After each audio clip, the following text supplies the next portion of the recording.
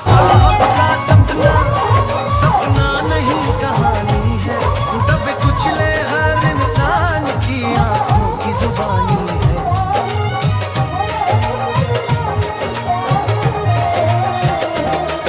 अंधेरे में जन्मा सूरज ज्ञान की रोशनी है, कलम को बनाया हथियार अन्याय से टकराया। जिस समाज ने ठुकराया था, जिसने जंजीरें डाली थी, उसी समाज को आईना उसने सच्चाई दिखाई थी। कंधों पर था बोझ सदियों का, फिर भी कदम ना डगमगाए। संविधान की शपथ उठाकर